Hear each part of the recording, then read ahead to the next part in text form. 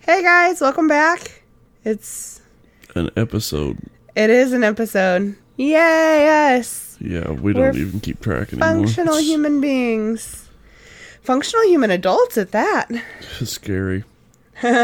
People let us adult. Mm-hmm. All right.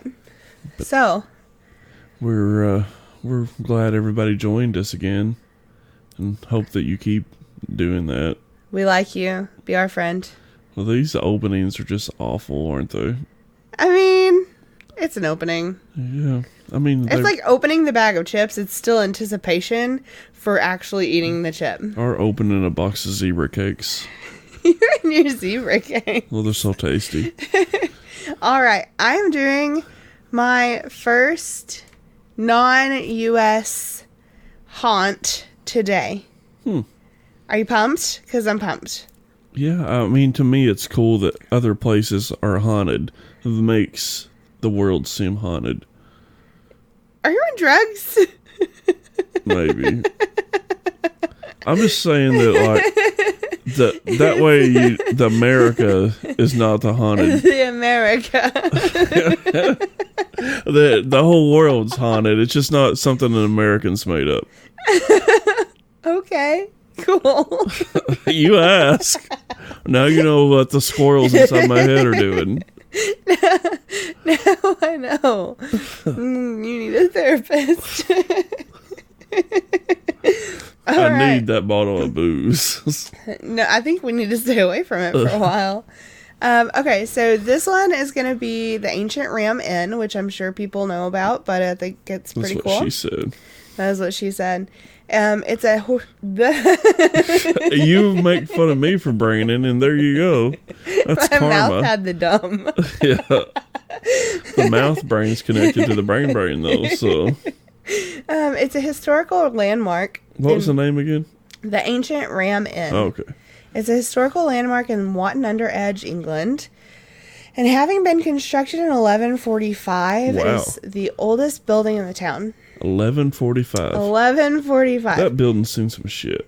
Yeah. It is known as Britain's most haunted house, which is insane because Britain has a pretty dark past. So before we even get into the history of the building, do you know what a ley line is? Is that a line they run underground for internet? No. Oh. They're thought to connect important and sacred sites throughout the world with electromagnetic energy. I was way off.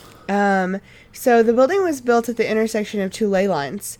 These two ley lines in particular can actually be traced to Stonehenge. And it's said that the energy from Stonehenge travels along the ley lines and creates paranormal activity on this property. That's pretty cool. Yeah. Aside from the building being built on ley lines with connections to Stonehenge, cue creepy music, the land that the building was constructed upon was also home to a 5,000-year-old pagan burial ground. Oh, no. Cue more creepy music. You know this is about to get weird. Yeah, it's a lot. The building was first used for those working to build the St. Mary's Catholic Church, which was built across the street from it. During construction, the people who were working there stayed there. So, granted, it was probably slaves at this point, so some crap probably went down then. While it was being constructed, the streams on the grounds for the inn had to be redirected around the church. And many think that redirecting the way that the water flows opened up a dark portal. See, I've heard that before. Anywhere that water flows under a rock, it's usually haunted on top because there's energy. Did that rhyme? Yeah. And what is that you're touching? It's the sticker off my computer. I'm not playing solitaire. I'm peeling things. But water is supposed to help guide energy. Like the Crescent Hotel has that stream under it, so they say that's why that place is so haunted. Yeah. Because it's a granite rock with a stream underneath it. Huh. The inn was actually purchased from the church. Can you hear me digging this out on? I can't, but you have headphones on, babe. That's true. The inn was purchased from the church by Maurice de Bath in 1930 and has since changed hands multiple times. It is said that during the 1500s, a witch was burned at the stake on the property for not practicing Christianity, because it was like a law for you to practice Christianity at that point. Oh, the Crusades. Yeah, it is believed that her spirit resides at the Ancient Ram Inn due to the fact that she took refuge there prior to being captured and burned. There's even a room in the building called the Witch's Room. It is said that her spirit likes to scratch or burn those who visit the inn, and that she has been recorded laughing at those investigating. Shit. In an episode of Ghost Adventures from season 2, maybe, Really? She was recorded saying the words, "I'm special." I'm sure she didn't say it like a valley girl like I did, but... I was like, I wondered. I am special. So special. Nice So pants, special. Zach. Yeah. Your And pants your are sparkly. Special sparkly pants. It said that the witch's room houses the spirit of the witch and her black cat, as well as the spirits of 2 children. She's got a black cat? Yeah. That's awesome. It's- Is his name Salem? No, probably not. Wesley, What? pay attention to our podcast. I And am. stop playing with the stickers. Well, you can't give me stickers. I did not give you stickers. Here, take them. I'm taking it. That's disgusting. Gross. I hate adhesive. Oh my god. Do you have It any is Google said- on over there so I can get this off? The witch's room houses the spirit of the witch and her Oh, black what was the cat. cat's name, though? It doesn't say. As well Oh. as the spirits of the 2 children that were killed in the room is what I've been trying to say for 5 okay. minutes. Sorry. Jesus. Miss Sassy. You're sassy. So 2 kids got killed in the room? Yes. Oh, I was listening. No, you weren't. Uh-huh. Past owner John Humphreys stated that he had seen ghosts on the property, claiming that the first night he was there, he was grabbed by the arm by a demonic force and dragged from the bed across the room. Holy crap. He also claims to have been raped by a succubus, which is a Succubus. female demon that is believed to have sexual intercourse with sleeping men 4 times. Isn't it incubus the male version? Yeah. Okay. Yeah. Are you going to do an episode over that in the future? Maybe. Those are pretty cool. Yeah. After those incidents, John started carrying a Bible around with him everywhere he went inside the house. It was also stated that the succubus has also attacked those visiting the inn and is known to pin visitors to their beds. Wow. That's awesome. Yeah, it's insane. I think succubuses and incubuses are pretty wild. Yeah, it's a lot. I don't believe in either one of them, but I think it's pretty cool. Yeah. They might be real. I mean, anything could be real. Yeah. It's a lot to take in, for sure. John found evidence that devil worship and ritual sacrifice had happened on the property, stating that during some renovating, because the building was super old and likely needed some repairing and replacing at this point. Things like electricity and plumbing. Oh, it doesn't have plumbing. Still? Still to this day does not have plumbing. Ew. I'm probably going to say that later. He found skeletal remains of children under the staircase of the home, Ooh, that's how you get ghosts. with broken daggers inside the remains. Holy shit. John believed that the children had been sacrificed to pagan gods in that spot years prior to his owning the home. After disturbing that one grave, they decided not to continue renovations and hoped that they would not disturb any other potential graves. It's probably a good idea. Yeah. It's said that those visiting have put their hands into the dirt in this area because it's legit still a hole in the freaking floor of the room. Yeah. And found shards of bone just by sifting through the dirt on the surface. It's like that full You of think bones. you'd put a rug over it or something? Well, no, he has it he has like a cross beside it, I think, like as a grave marker to show respect. Oh, okay. Well, that Yeah. makes more sense. He also found a goat's hoof lodged behind a brick in the chimney, mummified animals, daggers that looked used, jars full of peculiar liquids upon moving in. Which, I mean, if you find all of that within a short period of time after moving in, wouldn't you just See, nope real hard and leave? Even us. especially a goat hoof makes you think of Satan's little goat feet. Satan's little goat feet. Like you always You're see. saying it like it's cute. Satan is terrifying. His little feet and his little horns. My name is Satan. How you doing there, little guy? Oh my god. Well, you always see pictures of Satan drawn with goat's feet. Let me, yeah. Or hooves. Yeah. Wait, are goat feet hoof? They're hooves, yeah. Did I even make words? You did, yes. Okay. Surprisingly. John continued his claims that the house was haunted until the day he died. He passed away in 2017, unfortunately. See how it goes now? Maybe. Living in the inn put a lot of pressure on his family. I'm sure that living in a haunted home was hard enough, but the place still to this day doesn't have running water. Ugh. So I'm sure his wife and children weren't fond of that. That would be hard to live in a house with no indoor plumbing. Yeah, with I think it was 3 daughters and a wife. Oh gosh. Yeah, they're probably not happy with that. How would you put up with that? That just sounds like that poor guy. That's a lot. It's a lot. Oh my god. And no electricity either. Yeah. John and his wife ended up divorcing. I can see. You know why? Because they didn't have any fucking plumbing. That's why. And it also put a strain on his relationship with his 3 daughters. Yes. Because he refused to move out. No shit, John. Your house isn't haunted. You're just a dumbass. Ownership of the inn was passed on to John's daughters after his passing, and his daughter Caroline has helped him with the inn throughout her adult life. And you can actually find interviews with her about the inn where she stated that it was normal for her to see people running out of the inn terrified in the middle of the night when she was sleeping outside in a caravan. Well, that's kind of cool, though. I really just assumed that she was going to grow up to hate him, but I think it's neat that she took over and kind of did some stuff with it. A young girl is said to have been murdered in the inn by some of the inn's, quote, more sinister former residents, unquote. It is said that she was the innkeeper's daughter and that she was found hanging in the attic. Some claim to have been woken from their sleep by the sound of a woman chanting. When they look at the foot of their beds, they claim to see a woman in white religious robes looking at them with arms held high, chanting in an unknown tongue. Holy shit. Yeah, that's terrifying. That would be, whoo. Terrifying. While alive, John claimed that the bishop's room was the most haunted room at the inn. The bishop from the church, where the bishop had stayed while they were building it, and before they sold it. He stated that there had been claims that over 9 ghosts had been spotted in the room, one of which was a hooded monk that had been seen walking around, another being an old man and his dog standing watch at the door, a woman hanging from the ceiling.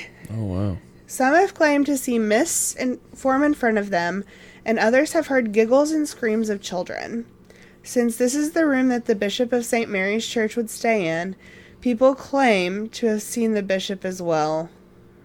I think I said that again, but, I was on drugs when I wrote It's scary this. enough that you would say it twice. Yeah, I was on Dayquil, y'all.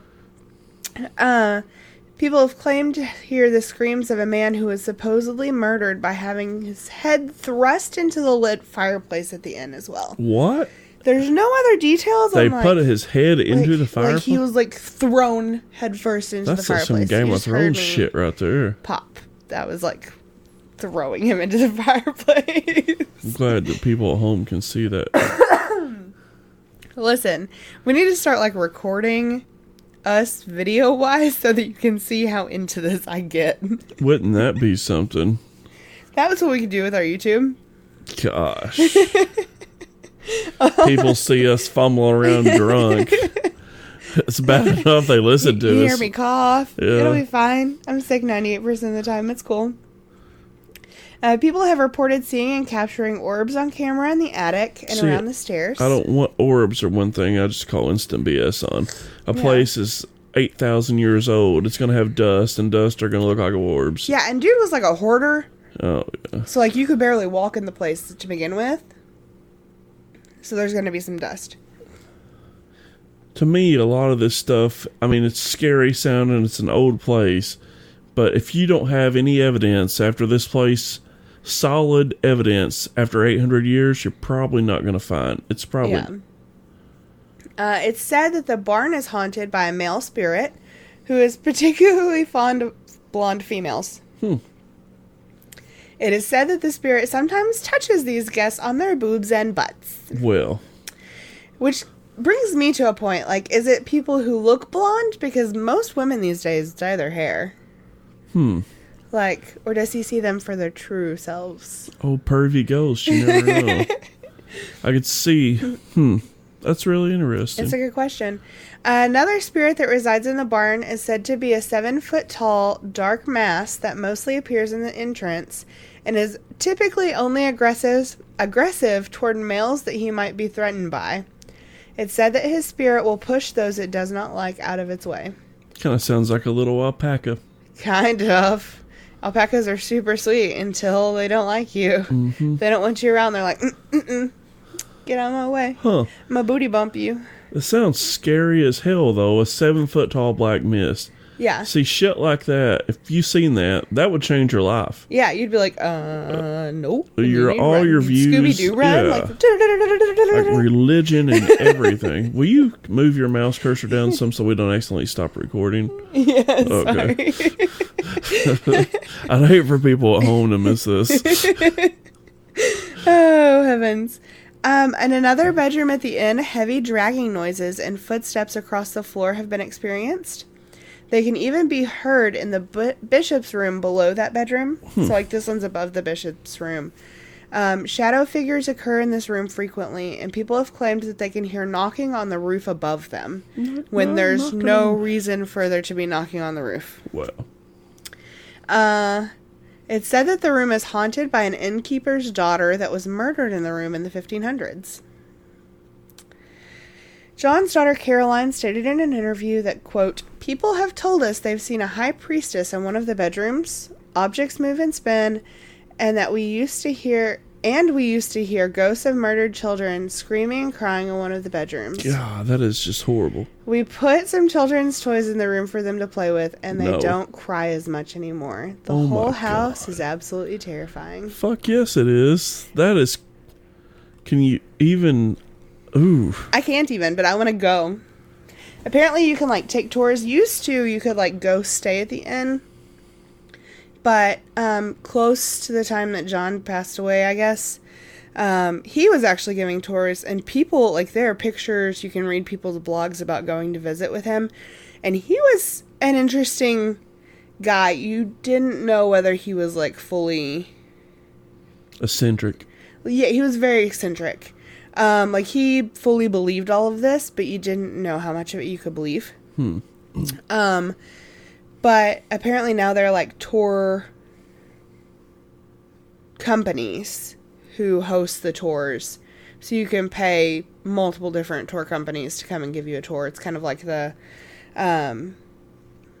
what is that cemetery? The St. Louis Cemetery in New Orleans, where there are, like, multiple different companies that have guides that do it. So. It's good business for stuff to be haunted. Yeah. I mean, these people are making money off these stories, and people are going to go there for a short time and kind of get a high off the history and the possible hauntings and never experience anything. Yeah. But, I mean, it is really cool, and I don't feel like we talk to the people, like our elders, enough anymore. We don't get enough of their stories. So I think it's really cool for that to actually be passed on still somehow. Like, that doesn't die out just because we're not talking to the people who live there. You know what I mean? Like, we're at least talking to a tour guide who knows. Some of those stories you do miss. Like, I heard my grandpa tell the same story 100 times about he was in the war and he drove a dump truck. But he sure as hell did like telling those stories. Right. And my grandpa just calls us heathens and makes us watch the church channel. Gosh. I mean, he's not wrong, but... I mean, he's a good judge of character, I guess. Yeah, well, we're not Pentecostal, so he thinks that we're all heathens, you know. But I do There's like... that. Old people have interesting stories that should be told. Because if we don't learn from them, then we're just going to do the same dumb shit that they did. History repeats itself. Yeah. All right, babe. That was cool. That was... Yeah. I like castles and I like haunted stuff. I don't know how much of any of it I believe in. I mean, I do believe in castles, but the haunted Because you stuff... can see the castle itself. But did you find any, like, visual or audio or video evidence or anything? I was going to try to watch the episode again of Ghost Adventures, but it's not on it's not on Hulu or Netflix or on the Travel Channel app. Because they only do the newer ones. Megabytes needs to get on that. Yeah. And so I was going to look for it on YouTube, but then I got distracted because ADHD. Saw a squirrel. Yeah. But like that, there's a few blogs where people have like blogged their trip to it. And there's some pretty cool pictures that you can find out there if you want to do some digging and some research yourself. I'm sure mine was not a complete and total, explanation of everything that's happened there. I'll only go through the first couple of pages of Google search, let's be honest. So it's interesting. I mean, if any place is haunted, you would think that a place like that would be just a lot of history. And it used to be like John bought it from a pub. Like, it used to be like a pub. Or like a brewery. That had to be nasty as hell. A brewery with no bathroom. People just pissing all over the place. Well, I think it was like a brewery and not a pub. Oh. Like, it was a business that was brewing for another, like the pub down the street or something. I would not buy beer at a place that didn't have a bathroom and running water. But I'm a germaphobe. Yeah, you are a germaphobe. Also, I don't know, dude. I don't know. Like, maybe they got water from the church across the street. Who knows? Maybe they had running water in the backyard, like they had a pump or a well, or I don't know. I really think his marriage ended because he didn't have bathrooms in that castle. It's not a castle, it's a house, for starters. But yeah, I mean... I thought somewhere along the way I heard you say castle. No, I think our relationship probably would end if we didn't have 2 bathrooms. Like, we need multiple. One to poop in, one to pee in. Or just like one for you, because you're disgusting. Thanks. You're welcome. I love you too. I need my own space, dude. I need my own bathroom. Need my own privacy. We can both pee at the same time and not have to worry about it. Don't worry about crossing the street. Oh, I don't pee in the sink while you pee in the toilet? You don't pee in the shower? That got off topic real fast. I don't even know where we went. We went all the way down the street. Had a good segue when you talked about bars, but then we lost that. So you can cut all that out if you want. Yeah. Okay. What fun is a show if we edit everything? I mean, I don't know. I feel like it's still a lot of fun. Okay, that's true. Okay. Are you playing with fire? No, I just grabbed my pen. Oh, okay. So yeah, go. Bars. My story tonight is about a place that we've been multiple times. Oh, yeah. Yeah, it's, the bar is Murphy's Bar in Memphis, Tennessee. So Yeah, that's the place with all the smoke and the really nice old dudes who were playing pool that time. Yeah. And the weird bathrooms. Yeah. The bathrooms are really small. Yeah. But it's a really cool place. It is awesome. I love it. It's a dive bar in Memphis, Tennessee on Madison Avenue. And usually if we go to Minglewood Hall, we'll kind of go there and pregame. Yeah. And just hang out or get a hamburger. But, yay shows. Yeah. But it seems like as we've got older, we don't go to Bill Street unless there's something at the FedEx Forum. We usually go to Madison Avenue and Overton Square area. So. Yeah, Overton Square is a much chiller area. You don't feel like you're going to get stabbed. Grandparents. Yeah. We're not literally grandparents, but we feel like it. So, it's fine. We're not young and hip and spry anymore. Yeah, this story is more about domestic violence and the lack of the authorities doing something about her reports. Okay. I'm going to mention the violent one. His name is Jared Mclemore. Okay. He is, I guess, the main villain of the story. Yeah. And I'm not going to mention. Yeah, I'm not going to mention her name because it's fairly recent, and I don't know how much. I mean, it's just better. I'm just going to refer to her as her. To go through any extra. She's already had a traumatic enough experience. This is kind of a cautionary tale for all of you out here not a, hey, you need to know a lot about her. But Jared and her were both promising and upcoming musicians in the Memphis area.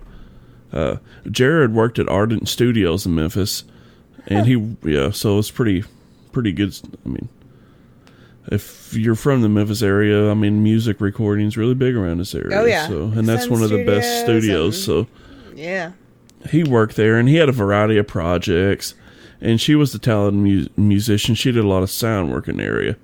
They said that they met after a show and quickly hit it off. She said they were both fascinated with music and recording, so the relationship seemed to be great for a while. But that didn't continue, or we wouldn't be talking about it. Right? So, yeah. He had a history of mental illness and had been fighting it for most of his life. He had been diagnosed with rapid cycling bipolar disorder. Okay. Yeah. I've heard of bipolar a lot, but I've never heard of rapid cycling before. So, just based off of what context clues I've been given, it changes quickly, right? Yeah, pretty much. So he can go from the highest highs to the lowest lows real quick. Yeah, and he stays, like, sometimes, I guess, from what I got, he could stay in those phases for longer than most people would usually do it. Yeah. But then he would just snap right back out of it. So it was really odd. I've never heard about that till I Googled it. So, but she had grew up in a household where her mother suffered depression. So she stuck by him, saying that his mental illness didn't scare me. I knew what depression felt like, and I knew what it causes you to do and say things you wouldn't otherwise do. So she was really just going to stand by this guy. Yeah, she was very understanding, and she knew that, your mental illness does not define you. Yeah, she said she watched her mother be super depressed, and I saw when she came out of it, she blossomed. She said, this is a guy that had shitty luck his entire life, and I thought he'll be okay. I just have to prove to him that I can love him. So, I mean, there's a difference. You can love someone and help them through their depression, but you cannot love them and make it go away. Yeah. So. But their relationship went along pretty good until February 2016. The two were working at the studio and an argument started. So Jared dragged her into the bathroom by the wrist, pushed her into a corner, and said that now you're going to die. She was able to talk him down and wrote the incident off. In an interview, she said, well, I'm bleeding because of my boyfriend, but it's so tiny. Surely this means nothing. It was just a bipolar episode. She told no one of the incident. She said, it's so shameful to say this man I love locked me in the bathroom and tried to kill me. She said, I feel like an idiot, even just... Yeah. But after that, threats and violence against her continued almost daily. Jesus. About 2 weeks later, he got mad at her for dancing at a show. So when they went back home, she was making dinner and he forced her into the bedroom at knife point. He made her strip down and lay naked on the bed. He didn't rape her. Instead, he got on top of her and choked her, and she went unconscious. Said it happened several times. She would go unconscious, wake back up. He would choke her till she went unconscious again. Holy crap. Yeah. She finally came back to, and he was gone, so she called 911. The cops show up, take a report, and tell her she needs to go stay somewhere else. Yeah. I mean, yes. Makes sense. So police were on the lookout for Jared. And a couple of days later, they found him, and he had calmed down. So his friends took him to a local mental hospital for help. Once they got to the hospital, he bolted out of the car and ran away. Oh, my God. It was just a little bit later. She was, let's see. She was at a friend's house because she was trying to stay away from him. Yeah. And, of course, he was stalking her. So he found her and tried to attack her again. But she was there with some of her friends, so they fought him off. Yeah. He jumps in her car and runs off with her car. Oh, my God. Her dad was aware of the situation, so he seen it happen, or he came up as it was finishing. Mm-hmm. So he chases him down, forced him off the road, stops, and they get into a fight. But I'm sorry, all I could think was these good old Southern dads. Yeah. I mean, you don't mess with them. Yeah, you screw with somebody's daughter around here, they're going to beat the hell out of Yeah. you. I mean, and they should. Oh, God, yeah. But they fought, and Jared, I guess he was a little slime ball because he slipped away from this too. Of course he did. So pretty much, I bet that was a hell of a scene. Oh, God, So, yeah. Which, I mean, it's not uncommon, I'm sure, in Memphis, but... Yeah, or here, really. Yeah. But Yeah, here, even. yeah, the police arrived and took a statement and just kind of wrote it off once again. He eventually turned himself into a mental hospital, and he was treated for a while and released. And when he was released, he was arrested, and he had a no contact order placed against him. Which I always thought a no contact order and a restraining order were the same thing, but they're not. No. I didn't know the difference, but Yeah. a no contact order is usually temporary for about 10 days. So Yeah. he also had to wear a GPS tracker on his ankle. I guess that was kind of like a part house arrest and a part to make sure that he stayed away from her so they could monitor his location. Yeah, and I'm sure, like...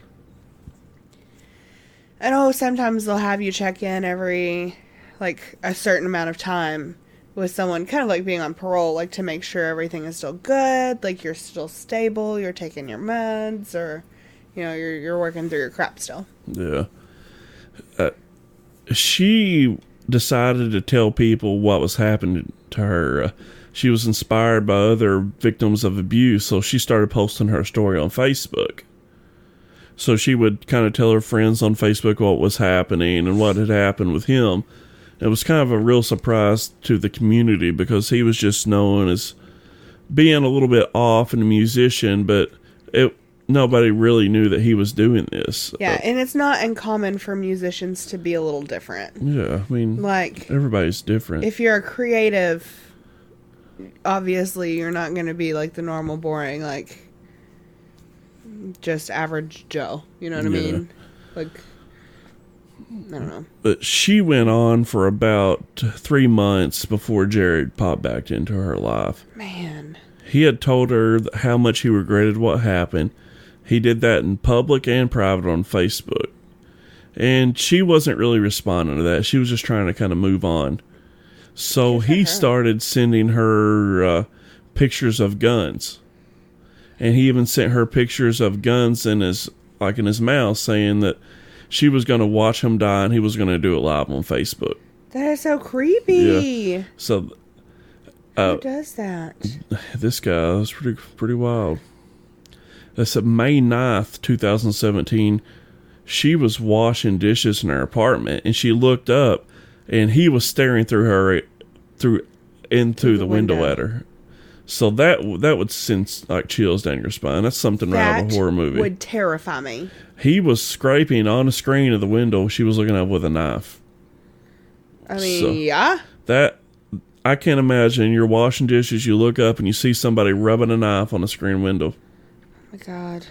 She said in an interview, he had obviously broken into my house or my car to get the knife because those were the only places I ever kept it.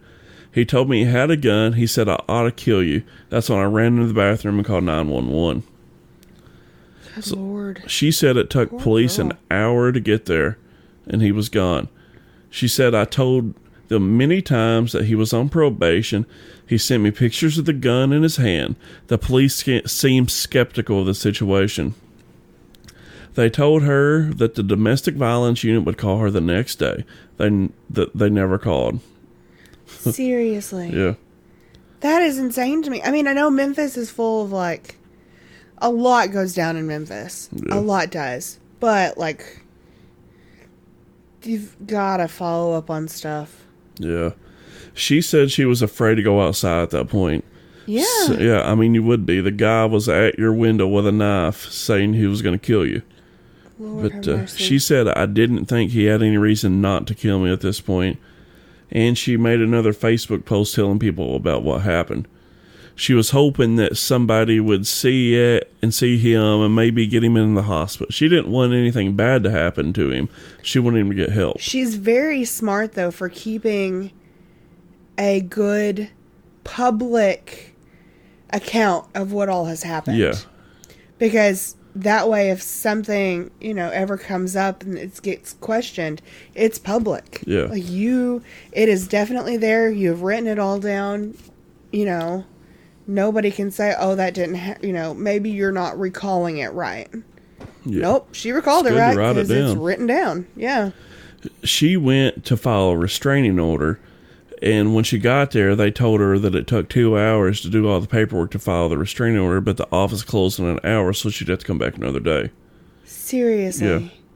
Her Facebook post got a lot of attention, so over 100 people contacted Memphis police about his behavior. So they finally went to the house and searched and didn't find a gun, so they started really questioning her story. They left. So could they not get the pictures off of her phone? Yeah, that's what you would think, that there would be, just like they didn't believe her. Yeah. Oh my God. She was finally able to get a restraining order against him, and a warrant for his arrest was issued. So that night, she had a gig to do sound work at Murphy's. It's the little Irish bar that we talked about earlier. That we love. They have a small stage where they do live music. It's a really small bar, but it's a really good atmosphere. It's tiny but fun. Yeah. She said people at the bar knew her the situation, so she felt safe. She kind of felt like protected. It was home. You have so many people there, and you're on a stage in front of everybody, I'm sure. So, yeah. Or was she on a stage, or was she doing sound? She was doing sound. Okay, but she's still in front of everybody. Yeah. She said around 10:30 that night she got a message from him. He told her, "I have a warrant out for my arrest. I didn't assault anybody. I must die." About an hour later, as the bands were switching out, they had 2 bands that night. In between bands, he showed up and walked towards her. Witnesses say that he smelled of gasoline and he was shirtless. They said as soon as he walked in the bar, it filled the bar full of fumes. So everybody kind of knew something wasn't right. Yeah, and there's people who smoke in that bar. Yeah.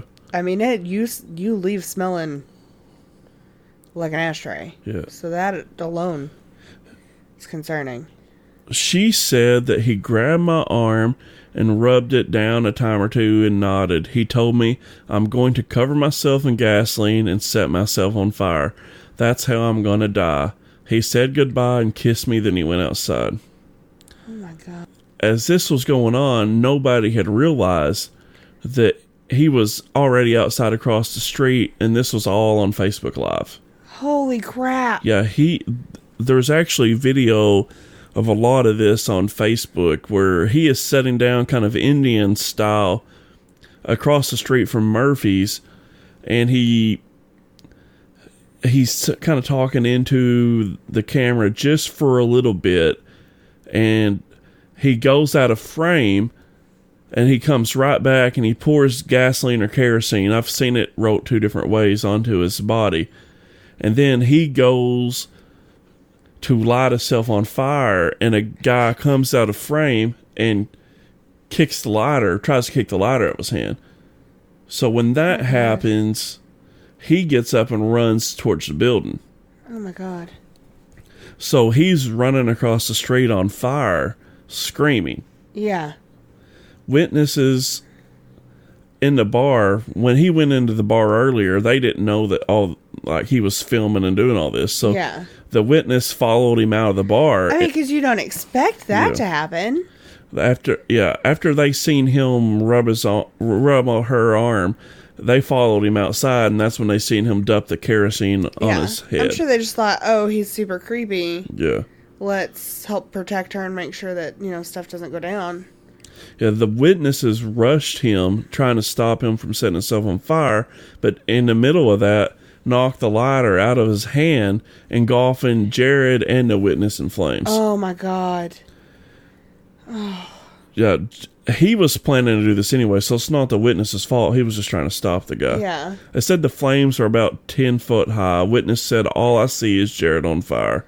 Oh my God. He runs towards the bar screaming, while the witness is rolling around the ground trying to put herself out. Yeah.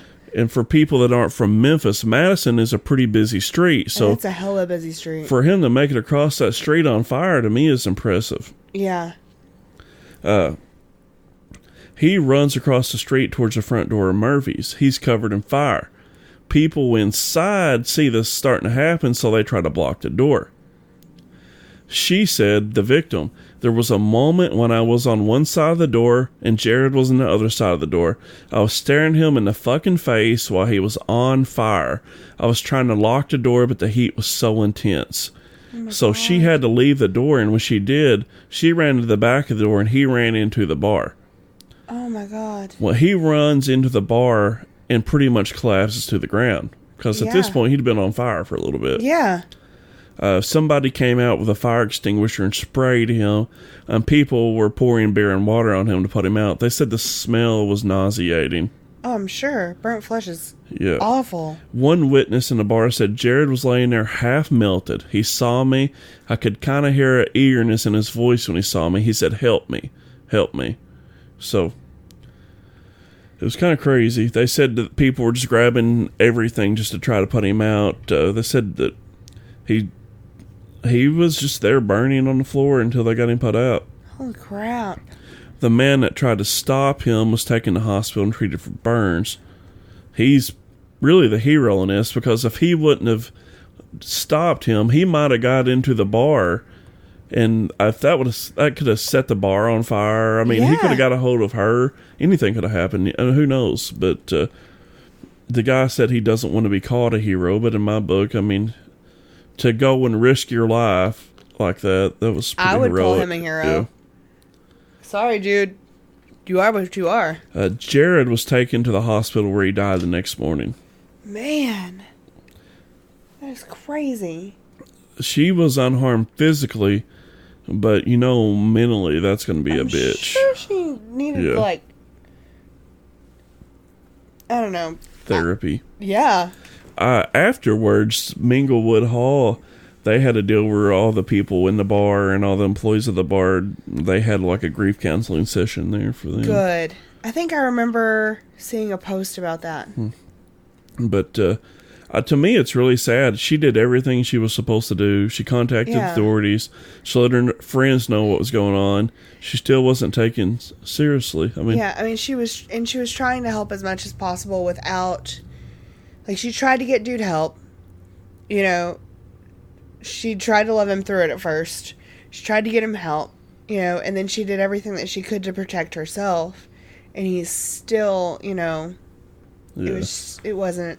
Yeah, she stood up for herself multiple times, only to have it just brushed over by police. Poor girl. I hope that the rest of her life is just phenomenal. That she does great things and that she gets great things. Yeah.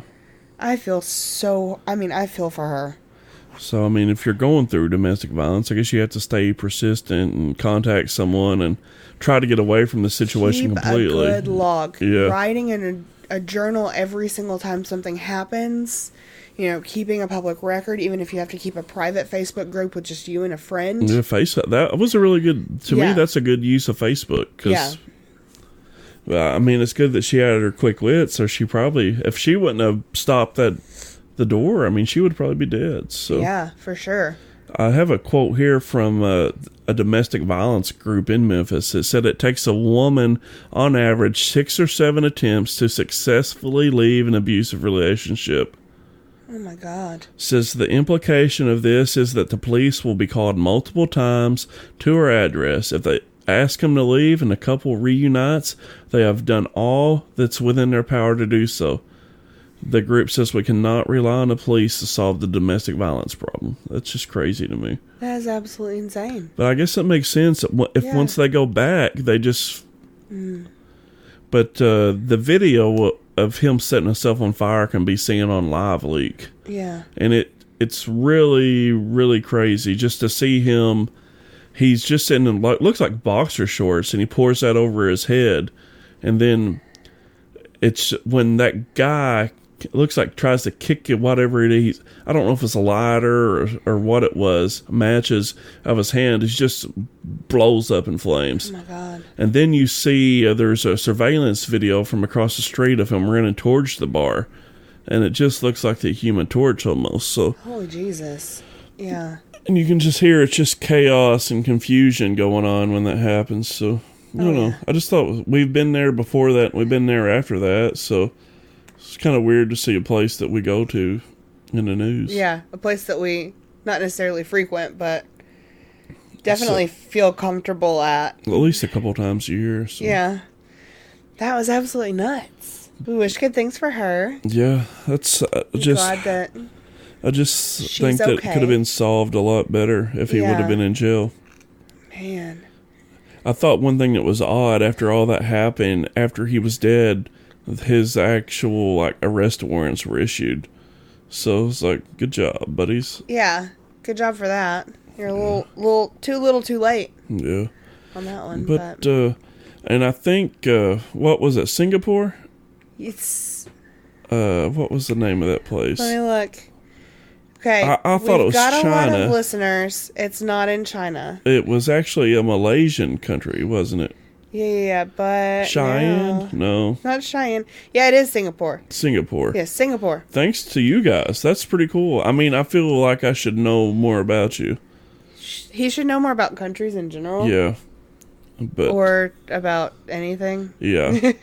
Other than drinking. Learn something. But thanks for listening to us. We had a lot of you guys just kind of pop up out of nowhere. Yeah, we're getting a lot of small countries. A couple listens here and there, and that's pretty awesome. Yeah, a lot of places that I've never heard of. Again, it's crazy to us that something produced in our living room is heard around the world. So yeah. And keep on keeping on. Almost every state in the U.S., other than those few that don't have internet. We're just going to keep claiming that they don't have internet because it makes us sad that they haven't listened to us yet. And we've got a lot of demographics in, and I think that 75% of our listeners are women. So, yay, women! Yeah, we're awesome. So men are cool too. Make you think that that's why there's no women serial killers, because they're all just really good at killing people and getting away with it. Really creepy. Yeah, it's fine. It's like they're the ones listening to all this stuff, so we know really good ways to hide things. Good job. Yeah, but yeah, keep listening to us. Like us, subscribe us, and all of that. But share us with your friends. Yeah, to me, that's the most important thing. If you think that we're cool, we think you're cool. So we want your friends to be our friends too. Yeah, we don't really care that much about social, or I don't. Keisha likes it. I like social media. But just tell a friend if you like the show. That's how I learned about a lot of podcasts. To me, this time last year, I never listened to a podcast. Then my buddy got me listening to Joe Rogan, and then Keisha got me listening to And That's Why We Drank, and turned into True Crime Garage, and then before you know it, we have our own show. So yeah, it's kind of weird. Yeah. But hey, that's the world. But you can find us on social media at Tequila and Terror on Instagram, at Tequila and Terror on Facebook, at Tequila and Terror Podcast on Instagram and Facebook, Tequila_Terror on Twitter. Email us at tequilaandterrorpodcast@gmail.com. Yeah, at tequilaandterror.com. We are on the YouTube. At Tequila and Terror, I think, or something like that. I don't even know what the YouTube one's called. If you go to our website, that you can find all our links. It's from 1956. At tequilaandterror.com, you will see. Wait, where was I going with that? You can see all of the links. Yeah. To all of our websites, all of our pages, all of our stuffs. And if you are a good web designer and would like to send us a portfolio through one of our social media things, that if you could redesign our website, we'll pay you. All right, I guess I'll pay you a little bit. I'm not going to pay a lot because I don't really care. But we're broke. Yeah, just pretend like we don't have any money. Room with maybe $200 worth of equipment. Yeah, shoestring budget. Yeah. So a noodle budget. Ramen noodle budget is what we've got. But anyways, thanks for listening, and we will see you next week. Bye. Bye. You push the stop button. Oh yeah, it's me this time, isn't it? Keisha. Oh, that's right.